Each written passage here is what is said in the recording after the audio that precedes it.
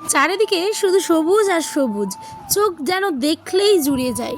আর মন ঠিক তেমন ঠান্ডা হয়ে যায় এই পুকুর পাড়ে ঠান্ডা হাওয়া খেয়ে। তোমাদের কেমন লাগছে অবশ্যই কিন্তু কমেন্টে জানিও। জানো, ঘুম ভেঙেই সকালবেলা আজ গেলাম হচ্ছে দিদিভাইয়ের বাড়িতে। আসলে আমাদের গ্রামের এই পরিবেশটা এতটাই সুন্দর, দেখো চারিদিকে শুধু সবুজে সবুজ, ক্ষেতের টাটকা শাক আর সাথে হচ্ছে পুকুরের টাটকা মাছ। এই দিয়েই কিন্তু আমাদের দিনের শুরুগুলো হয়ে থাকে গ্রামের মানুষদের। জানো, এই ক্ষেতের টাটকা শাকগুলোই কিন্তু হাটে বাজারে বিক্রি হয়। বড্ড মন চাইছিল এই ক্ষেতের টাটকা শাক তুলে নিয়ে গিয়ে বাড়িতে রান্না করব। ঠিক তেমনটাই দেরি না করে আমি আর আমার ছোট্ট ছেলে চলে আসলাম দিদিভাইয়ের বাড়িতে।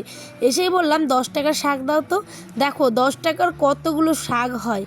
আর এই যে আমি এখানে একটা স্টিকার দিয়েছি, সেটা কারণ আছে। কারণটা কি বলো তো? আসলে না, অনেকে থাকে যে ভিডিওতে আসতে চায় না, জানোই তো, সেই কারণেই আমি ওর মুখে একটুখানি স্টিকার দিয়েছি। যাই হোক, কোনো ব্যাপার না, তোমরা আশা করছি মানে বুঝতে পারো ব্যাপারটা। এখানে আমার ছেলে শাক তুলে এনে আমাকে বলছে, মাম্মা আমাকে দাও, আমিও করব রান্না। আমি বলছি ঠিক আছে চলো বাড়ি যাই, রান্না করব। পুকুর পাড়ে ভালো করে ধুয়ে নিল হচ্ছে নিচে থাকা মাটিটা। আর একটা দেখো পোয়াল মানে যে খড়, সেগুলো দিয়ে কিন্তু বেঁধে দিচ্ছে। এই টাটকা শাকটা গিয়ে রান্না হবে, সাথে কচুর তরকারি আর গতকালকের অবশ্যই চুনো মাছের চচ্চড়ি। তো তোমাদের এই মিনি ব্লগ কেমন লাগলো অবশ্যই জানিয়ে। ফুল ব্লগ কিন্তু অবশ্যই ইউটিউব চ্যানেলে